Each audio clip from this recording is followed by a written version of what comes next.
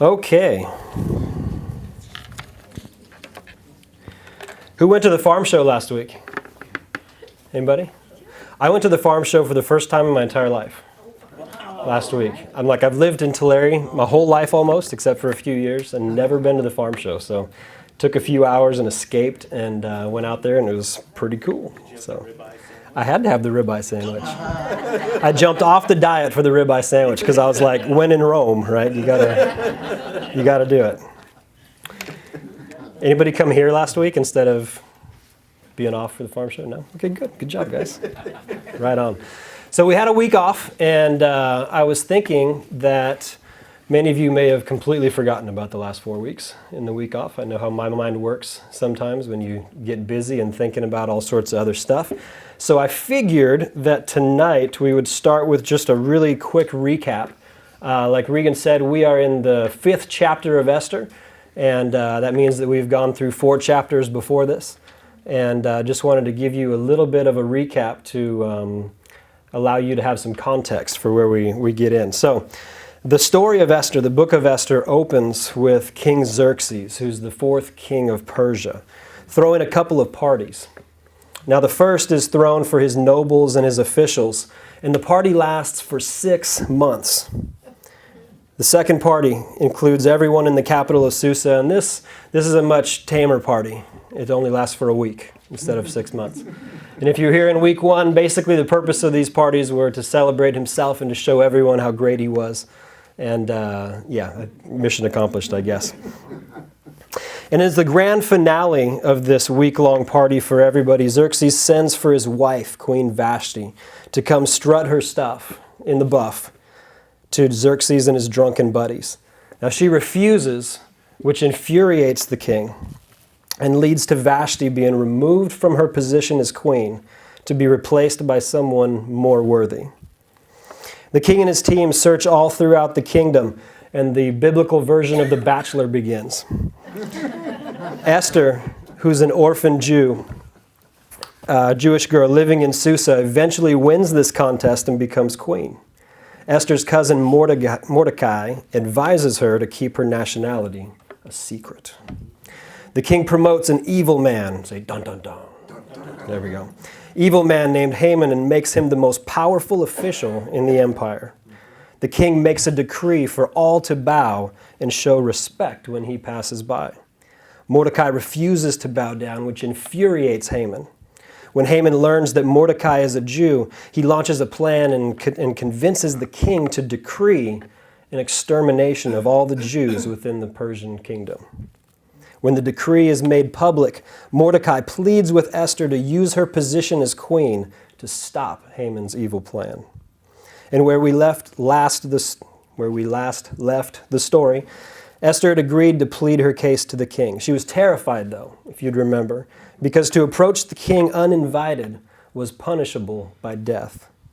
She knew how impulsive her husband could be, and she understood that if God did not intervene, it would mean certain death for her.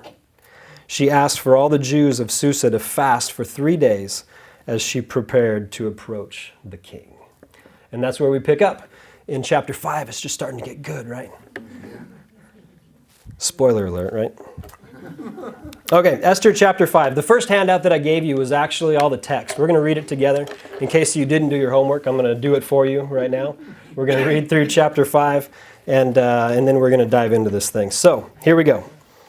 Esther chapter 5, and we're going to read out of the New Living Translation. On the 3rd day of the fast, Esther put on her royal robes and entered the inner court of the palace, just across from the king's hall. The king was sitting on his royal throne, facing the entrance. When he saw Queen Esther standing there in the inner court, he welcomed her and held out the gold scepter to her. So Esther approached and touched the end of the scepter. Then the king asked her, "What do you want, Queen Esther? What is your request? I will give it to you, even if it's half the kingdom." And Esther replied, "If it please the king, let the king and Haman come today to a banquet I've prepared for the king." The king turned to his attendants and said, "Tell Haman to come quickly to a banquet as Esther has requested." So the king and Haman went to Esther's banquet. And while they were there drinking wine, the king said to Esther, "Now tell me what you really want. What is your request? I'll give it to you, even if it's half the kingdom." Esther replied, "This is my request and deepest wish. If I've found favor with the king, and if it pleases the king to grant my request to do what I ask, please come with Haman tomorrow to the banquet I'll prepare for you. Then I'll explain what this is all about." Now Haman was a happy man when he left the banquet, but when he saw Mordecai sitting at the palace gate, not standing up or trembling nervously before him, Haman became furious. However, he didn't retrain. He restrained himself and went on home. Typo, sorry. He restrained himself and went on home. Then Haman gathered together his friends and Zeresh his wife, and boasted to them about his great wealth and his many children. He bragged about the honors the king had given him and how he had been promoted over all the other nobles and officials. Then Haman added, "And that's not all. Queen Esther invited only me and the king himself to the banquet she prepared for us. And she has invited me to dine with her and the king tomorrow." Then he added, "But this is all worth nothing as long as I see Mordecai the Jew just sitting there at the palace gate." Interesting.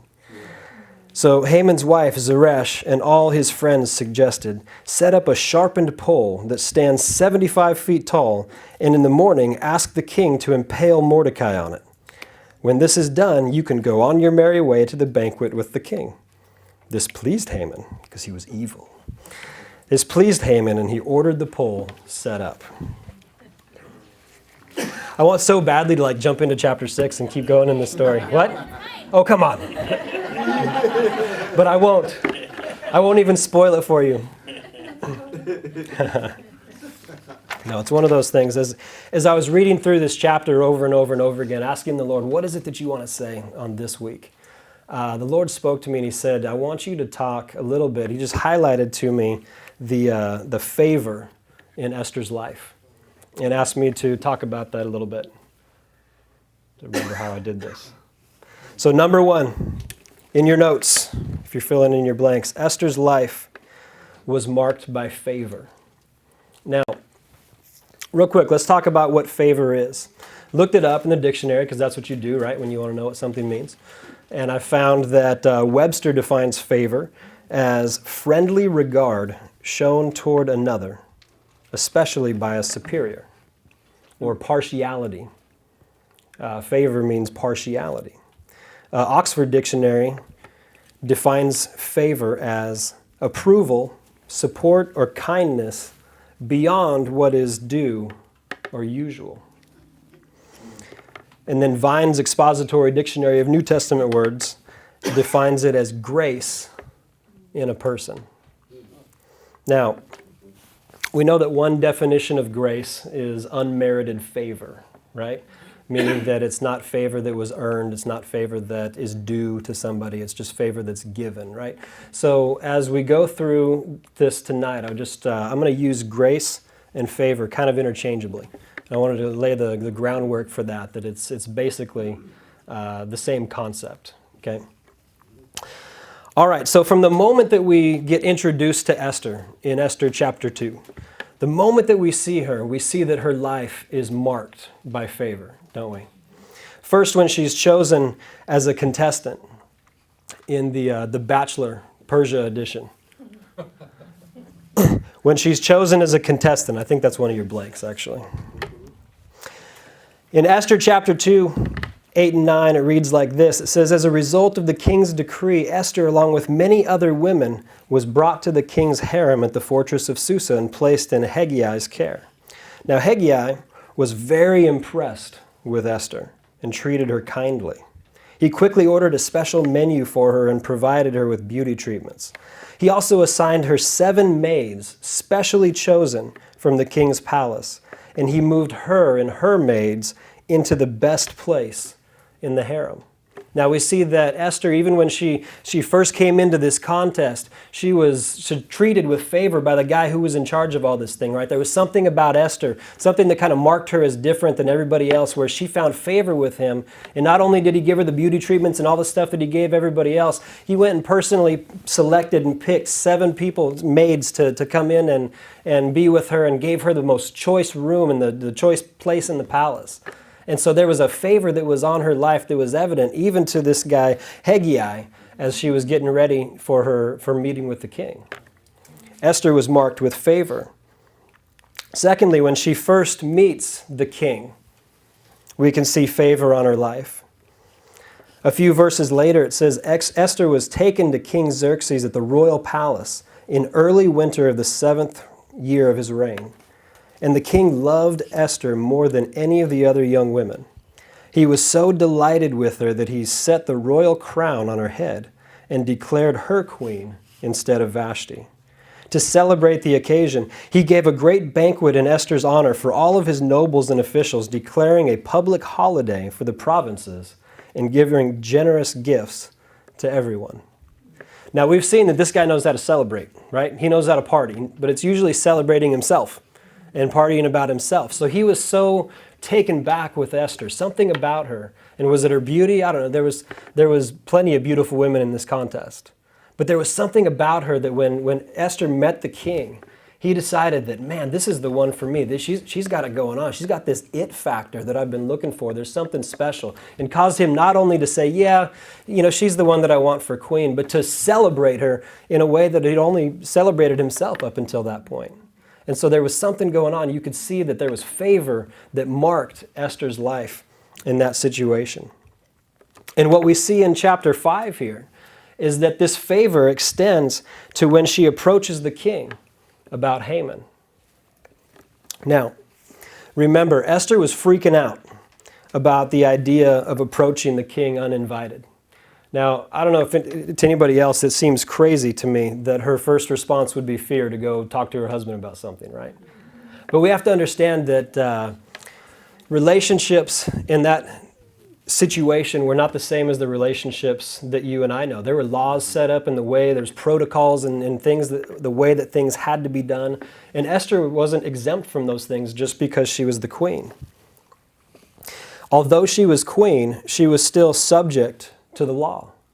Earlier in chapter 4, when Mordecai is pleading with Esther to go out and do something on behalf of the Jews, and she's thinking this through, and that first response that she had was fear because she knew what could happen to her. As they're processing and going back and forth, in the 11th verse, she says, all of the king's officials and even the people in the provinces know that anyone who appears before the king in his inner court without being invited is doomed to die, unless the king holds out his gold scepter.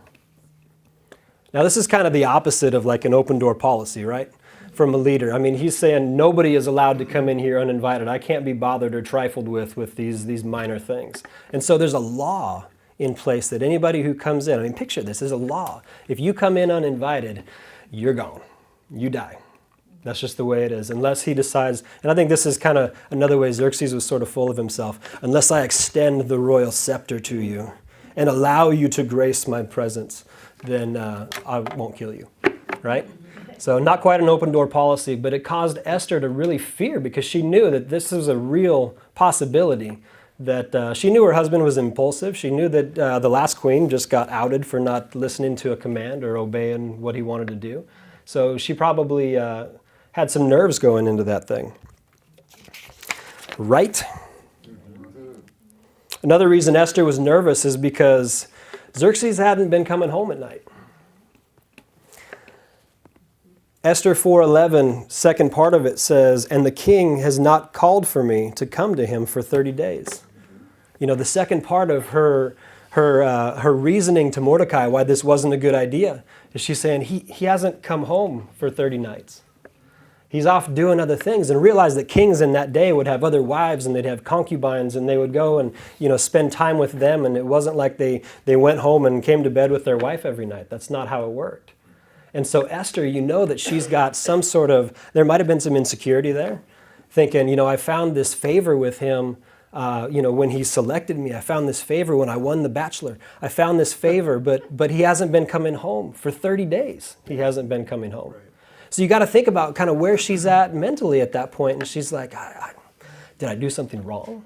Is he upset with me? I mean, I don't want to go break the law now when I think he's probably already kind of upset with me. He'll certainly kill me. So she's in this place where she's freaking out. She's panicked about it. But she agrees to go ahead and do it anyway, right? So what happens? And we'd seen in the passage we just read, on the third day of the fast, Esther put on her royal robes and entered the inner court of the palace, just across from the king's hall. The king was sitting on his royal throne facing the entrance. When he saw Queen Esther standing there in the inner court, he threw a spear and killed her. I'm just kidding. He didn't do that, did he? When he saw her standing in her court, what did he do? He smiled and he said, "Hey, baby, come on in. How you doing?" Right? When he saw Queen Esther standing there in the inner court, he welcomed her and held out the gold scepter to her. Right? If you're Esther, you're like, okay, dodged a bullet on that one. Literally, right? So Esther approached and touched the end of the scepter. And then, not only did he not kill her, and then the king asked her, "What do you want, Queen Esther? What is it that you're here for, Queen Esther? What's your request? I will give it to you, even if it's half the kingdom." Remember back to week 1 of this story, God is never mentioned by name in the book of Esther, right? And even people like Martin Luther were really critical of it being included in the Bible because God is not specifically mentioned. But if you look at some of these things and you look and see just the story, God's fingerprints are all over this thing, aren't they? And you can see literally the favor of God being on Esther throughout this whole thing. She's just an orphan Jewish girl who happened to grow up in the capital city. And we can see that, in getting into the contest, winning the contest, and even in this situation, we can see that God's favor is literally all over her. And what is it about Esther? Is she just more beautiful, that much more beautiful than everybody else? Is she got that much more charisma? I would imagine that if they're pulling women from 144 provinces all over the place, they had plenty of beauty, they had plenty of charisma, they had plenty of all of these other things. But Esther had this it factor. Right? She had this thing on her, in her, something about her that just drew her into these situations. And that factor was favor. She went into the king to talk about Haman, fearful that she was going to lose her life. Right? She went in fearful that she may not walk out of there. But what she walked out of there with was an offer of anything that she wanted, up to half the kingdom. Isn't that crazy? I mean, that's favor. Esther's life was put on display as she was being prepared for her moment in God's glory. Esther's life was marked by favor. But not just Esther's life. Also, your life is marked by favor. You can fill that into your blanks. Now let's remember for just a minute, let's go back several weeks and remember why we're doing this study. The reason we're studying Esther in this moment in time, if you remember 8 weeks back to a Sunday morning that we had that we called Prophetic Sunday. It was the last Sunday of the year, 2019. And Regan gave a message, a prophetic message, declaration of the upcoming year for Bethel, right? And in that message, in that prophetic declaration, he was talking about the church individually and as a whole entering into a time of blossoming, right? To where we were going to be put on display for everybody. And kind of a lead-in into this series as we were talking about what to teach on was really that this story of Esther fits really well with what's going on in this church, in this body, in this moment in time. And so those of us who are sitting here and as a church as a whole, we're in that season, entering into that season of blossoming, entering into that season of preparation to where we're being lifted up and put on display for everybody else. So we have to realize that just the same way Esther's life was marked with favor, your life is marked with favor as well. And a few things that I want to hit on when it comes to favor. First one here is that favor is given. It's not earned. Yeah. Under the old covenant, God's people desperately tried to earn the favor of God. Didn't they? There was all the rules, the things that they were trying to do to keep themselves in a position where they could have the favor of God in their lives. All the sacrifices, everything that was made was me trying to get in a position where God would bless me, where I'd be in his favor. And we can see even Paul scolded the Galatians for trying to earn favor. In Galatians 4, in verse 10, it says, you're trying to earn favor with God by observing certain days or months or seasons or years, right? So like before Christ, it was about trying to do the right thing and make sure that you crossed every T and dotted every I. And then that if you did well enough, you'd maybe be able to earn the favor of God. That's how they lived life, was trying to step into that. But Jesus changed things, didn't he? We understand now that favor is not something that's to be earned. It's something that's actually given. We call it grace. If it were earned, it would cease to be grace and it would simply become wages. Romans 11:6. Oops, I don't have the scriptures up there. They're in your notes, though, I'm pretty sure. Mm-hmm. Romans 11:6 says, and since it's through God's kindness, then it's not by their good works. For in that case, God's grace would not be what it is, free and undeserved. Realize that you cannot do anything to earn the grace of God. You can't do anything to earn the favor of God. It's a gift that he chooses to give freely, and he's chosen to give it to us. Ephesians 2:8 says, God saved you by his grace when you believed. And you can't take credit for this. It's a gift from God. See, it all starts, the way we receive our salvation is through grace, right? It's not through works. It's not through anything that we do to earn it. And the rest of his favor and the rest of his grace works the same way. When you need grace in your life, when you need favor in your life to do whatever it is that you're doing, that's not going to be given to you because you were faithful to read your Bible. It's not going to be given to you because you're here on Wednesday night. It's not going to be given to you because you prayed for a half hour a day in tongues, right? You are given the grace because he's chosen to give it to you as a gift. It's a gift that can't be earned. Number 2. Favor is already up there. Favor is not exclusive. Understand this, because we think of this a little bit differently than the way it really is. Increased favor in your life does not require decreased favor in someone else's. So Jim, for you to have the grace of God on your life, and God to be blessing you, and you're walking in this favor and doing all these things, it doesn't mean that favor has to be taken away from Janie in order for that to happen, right? It's not exclusive. It's not like there's one or the other. Grace does not require a winner and a loser. We're trained up in our mindsets and just the way that the world works, that in order for there to be a winner, there has to be a loser. Right? If you're competing and you win something, then that means that somebody else had to lose, or that there's this infinite amount. We think of things like a pie chart, don't we? And you think there's a certain amount of grace in this pie, and maybe I have half of it and you have half of it. And if you're going to get more of that, well, then it has to come from somewhere, right? It has to come from somewhere. So Stephen, if you have 75% grace, then that means I have to have 25% grace. And that's the way we think about things, right? Because that's the way we see things work in life. But that's not how God works. That's not how grace works. There's enough grace. All of us get to walk in grace. All of us get to walk in favor. When God said that, you're going to be saved through grace by faith, and I'm going to call you to do incredible things, and you're going to step into situations like Esther did and be able to do my will in this situation, that doesn't mean that, because I did that, you can't. There's enough pies to go around. Right? We don't have just one pie. There's all kinds of pies. Go grab yours. Right?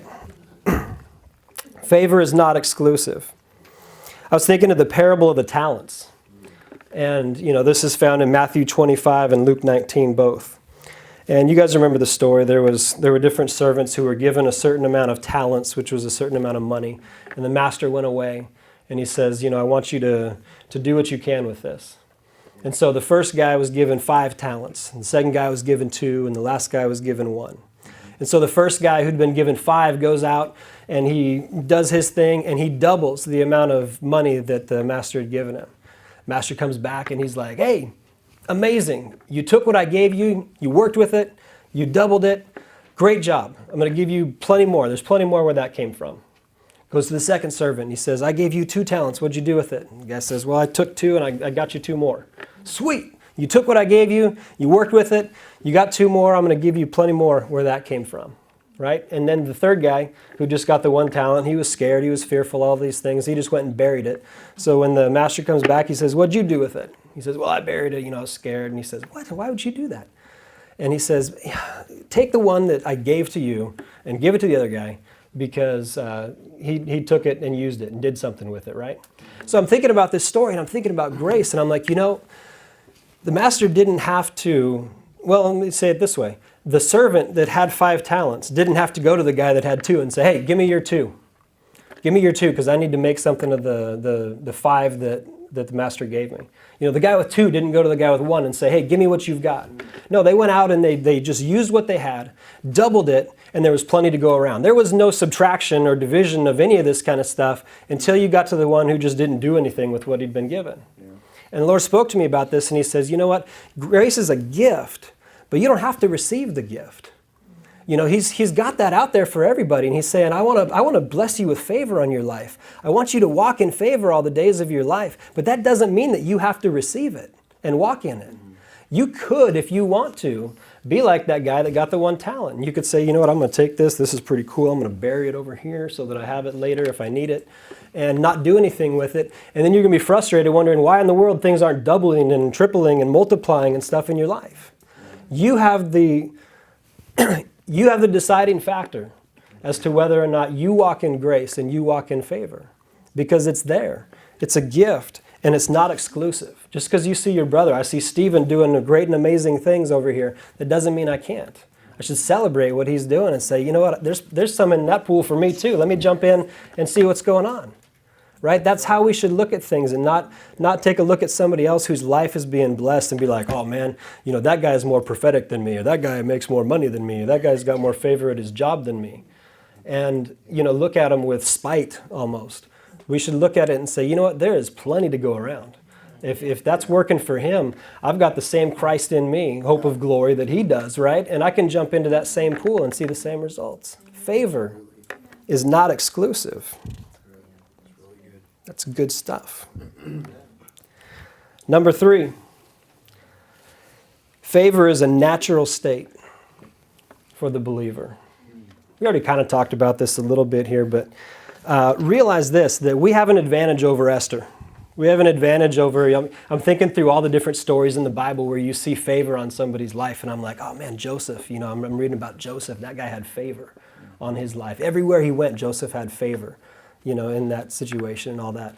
And you look at all of these characters and all these Bible stories that we look at and look up to and realize that, we have an advantage over any of them, and that's that favor doesn't just rest upon us, but it lives within us, right? And that's a huge advantage.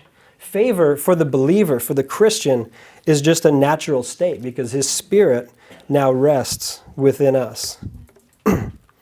Look at Romans 3:24. It says, yet God in his grace freely makes us right in his sight.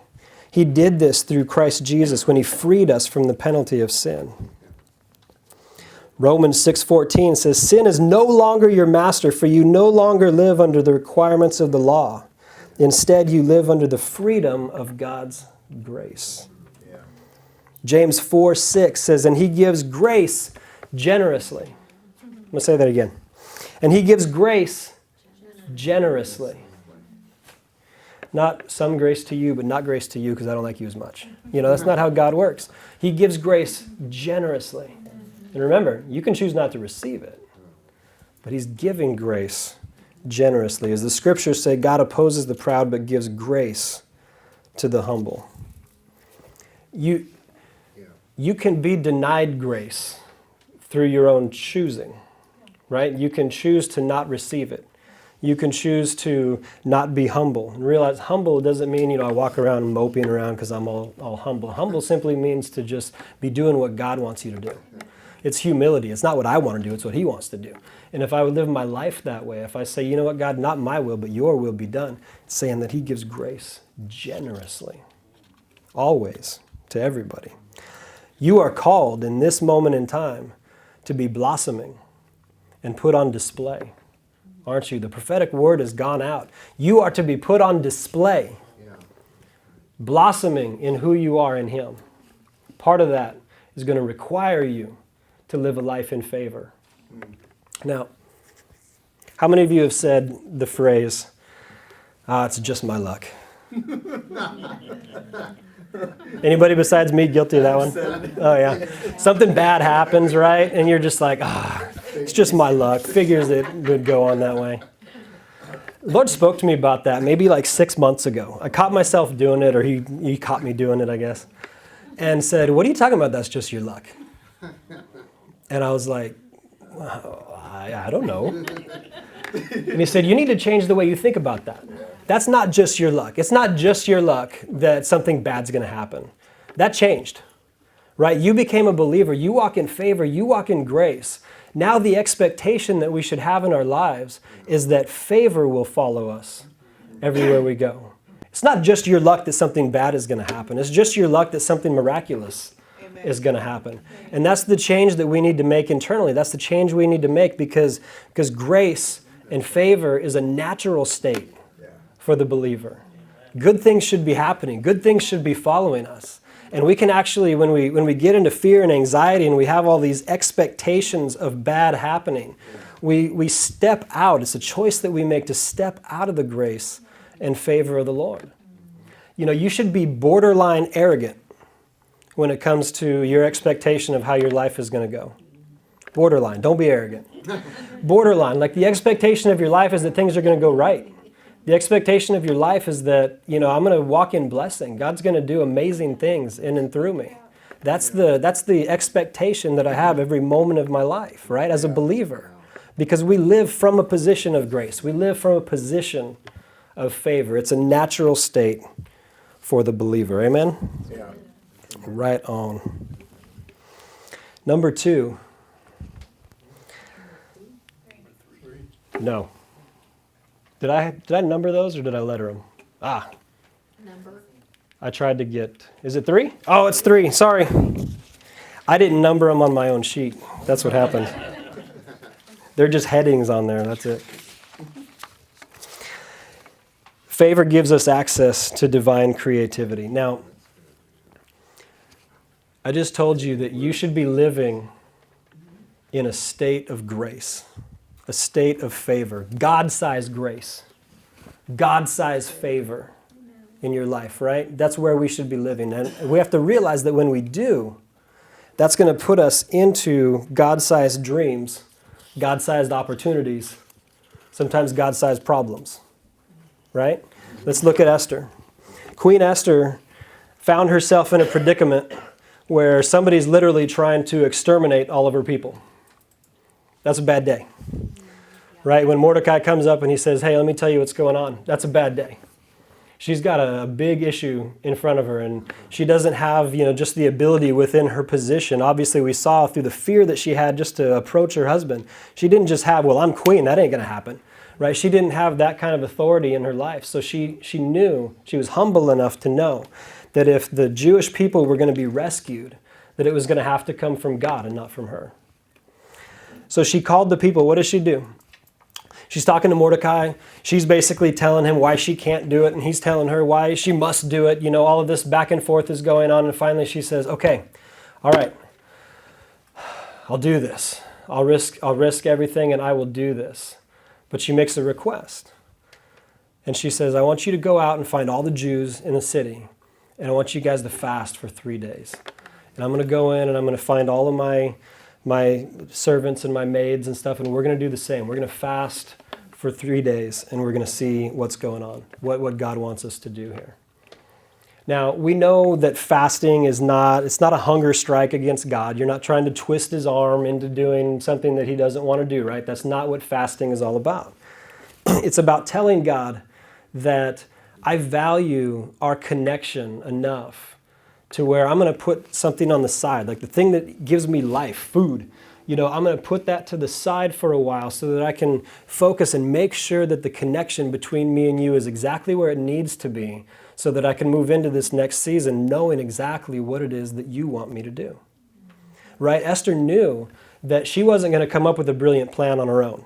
Esther knew that she wasn't going to be able to just extend her scepter and make it happen, right? She didn't have that kind of authority. She knew that there had to be some kind of a connection, and it had to be coming from God. She knew that she needed strategy from heaven, so she did everything that she could to make sure that she drew near. Now, the strategy that she got from him, as I was looking through it, I'm like, you can tell that it wasn't from her, because that's not the way I would do things, if I was in her shoes. Number one, part one of the plan was to do the very thing that she was most afraid to do in that situation, which was to approach the king uninvited. Now, the date that was set for all the Jews to get killed, it wasn't like next week. It was about a year away from when they're doing this thing. So there was some time. And even though Xerxes hadn't come home for 30 days, he's probably coming home at some point soon, right? So if it's me, I'm like, why don't we just wait, and when he comes home, we'll have the talk, right? No. Part one of the plan was, you need to go in there, you need to take care of this now. Probably not the highest thing on her priority list. Part two of the plan was to invite the king to a feast with Haman. That wouldn't have been my plan either. If I'm wanting to talk to the king, I think I probably want to talk to the king. I don't want to invite this murderous person who wants to kill all of my people and just go hang out with the three of us, right? Probably not my idea of a good time. You can think of plenty of other ways that maybe this should go. We can talk one-on-one. I can wait till you come home. You can just, have this one-on-one chat. But no, Haman's got to be invited to this thing. Probably not Esther's choice to do it that way. Why even involve this scoundrel? I wrote scoundrel, so I had to say it. Remember, this is the guy who wants to wipe her people off the face of the earth. You probably don't have real high regard for a guy like that, right? And then part three of the plan is to do it all again tomorrow. Let's not even have the conversation the first time. Let's make another banquet. Let's invite the same scoundrel and do it all again tomorrow. Probably not Esther's plan. That must have come from the Lord. Now, we can see with the benefit of hindsight, and Rebecca, close your ears. I won't spoil it too much. No, with the benefit of hindsight, we can see as we read through the story that God's working in the background, right? We can see that he's doing things that Esther would have no way of knowing that he was doing. And we see him setting up Haman for a fall. We see him working in the heart of Xerxes, and we see that he's setting up Mordecai for a blessing too, right? We can see all of this stuff is happening in the background, but Esther can see none of this, right? Esther has no clue that any of these things are happening behind the scenes. She just had to trust that God's plan was better than whatever she would have come up with. And then she had to walk it out, right? So with us, we encounter stuff every day that requires more than, maybe you're not this way, but I'm pretty sure you are. I encounter stuff every day that requires more than what I've got. Right? You do the same. You encounter stuff. You have situations that go on in your life. And the good news is that just like Esther, you have access to divine creativity in your life. And that's good news. You don't have to come up with the plan. You don't have to do things logically. And you have the designer of all of this. All of this. Direct access. He put his spirit in you. He put his mind in you. He gave you his mind. He's the designer and creator of all of it. How does this stuff work? He knows how it works. I was thinking about this. Jesus conned the devil into killing him when he was here on earth, because Jesus understood how it works better than the devil did. Yeah, that's good. He conned him, like he played him. He played that sucker. He understands how all of this works, stuff that hasn't even been unlocked yet in this world. Jesus understands. His creativity that's evident in all of it is there. It's like, God, why'd you create mosquitoes? Goodness sakes. Something's in there. Maybe you're going to unlock it. Who knows? You know, his creativity is there, and it's available, and it's a part of favor. And it's available for every believer. It's good news.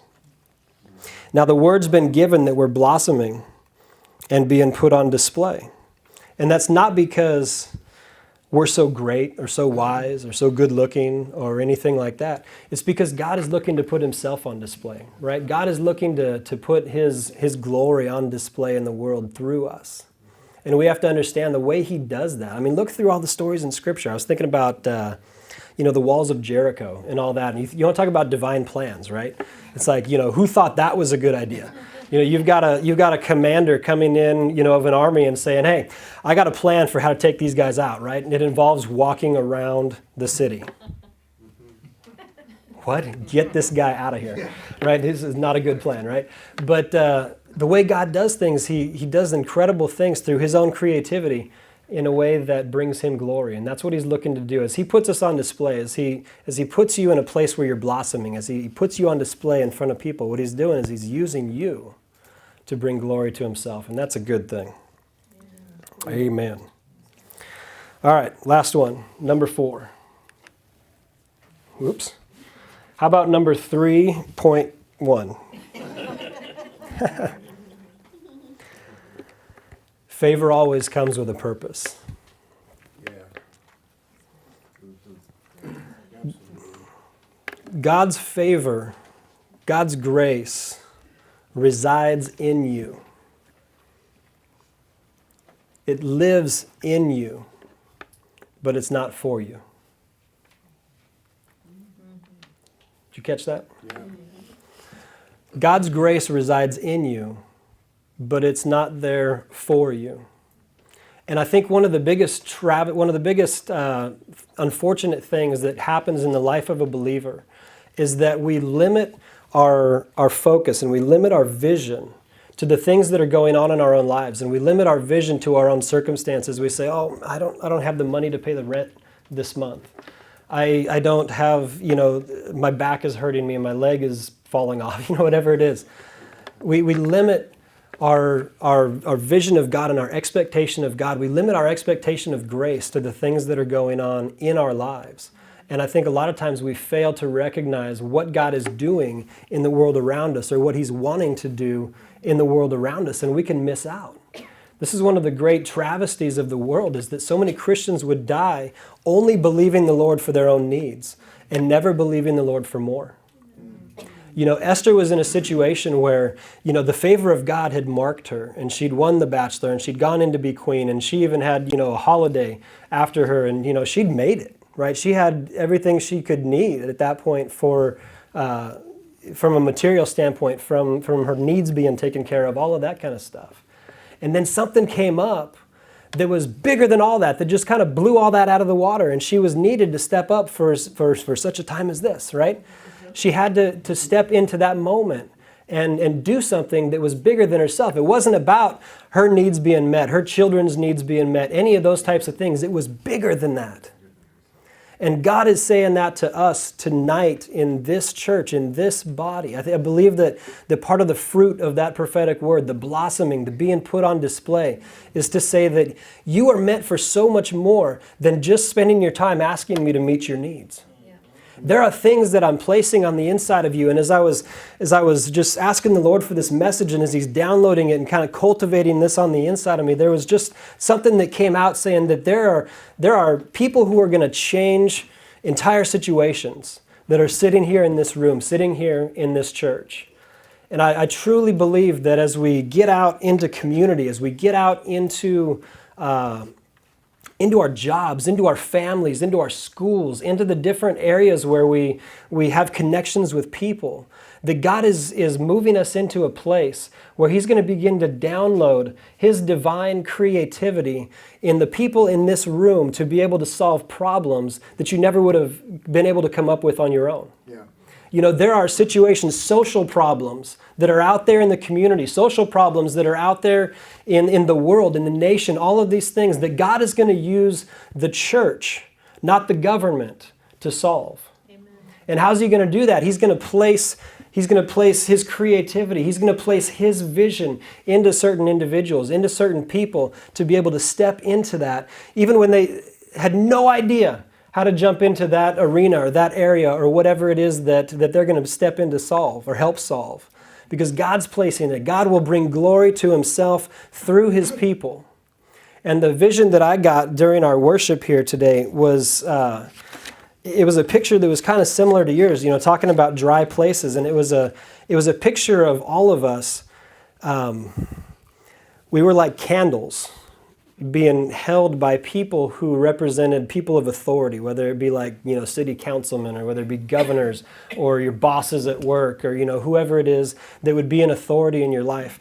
And they were each one of them had one of us holding them in their hands like a candle. And God was up he was on a stage, actually, like a musical stage, probably because we were watching worship music, I don't know. But it was like He would hit a chord on the piano, boom, and then all of our heads would just like light up like a fire, right? And it was almost like communion. And the thing that God was speaking to me was He's saying, I'm going to take you guys and I'm going to put you in a position with these folks of authority.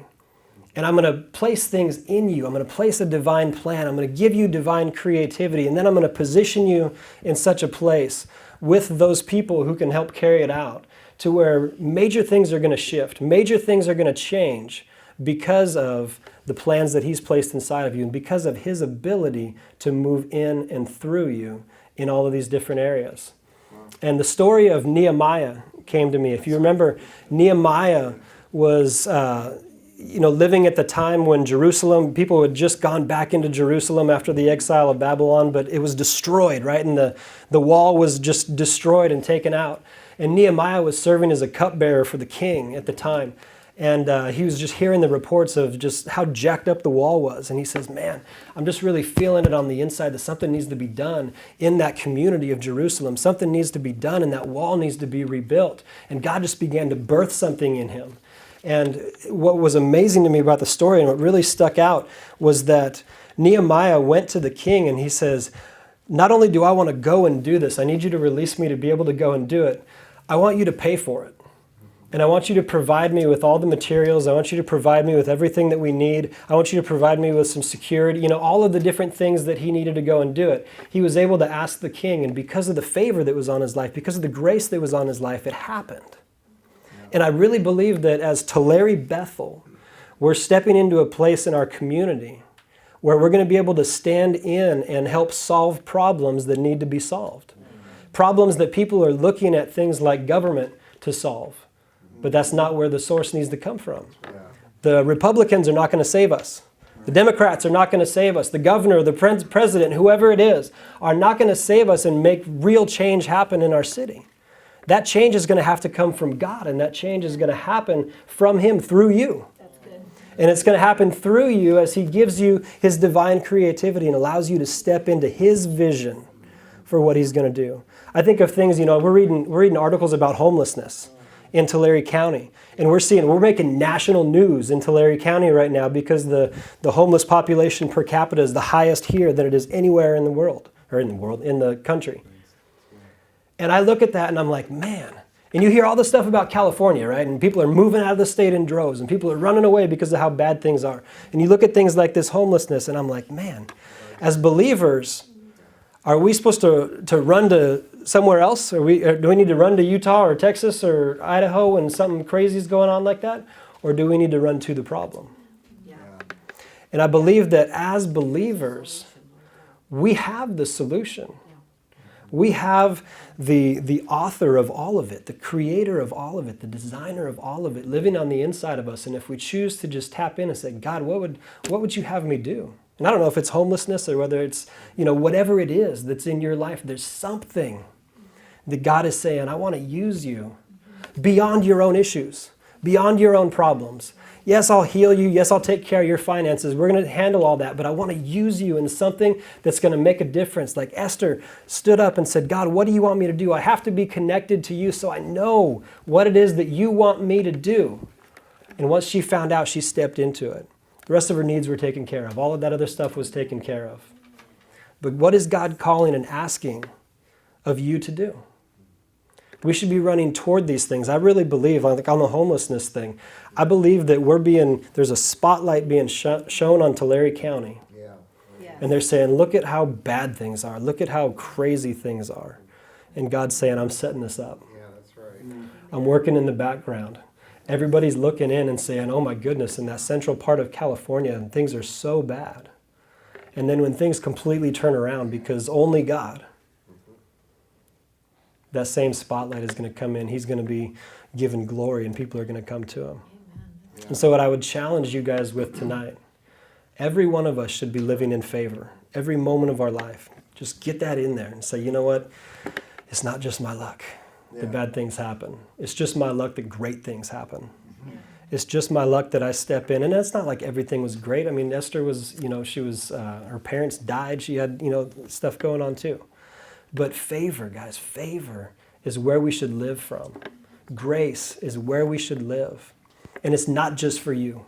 It's not just for your situations. Let's get our eyes outside of ourselves and say, God, what is it that who cares what I want? Who cares how I've designed my own life to be? God, if I can just know what it is that you want for my life.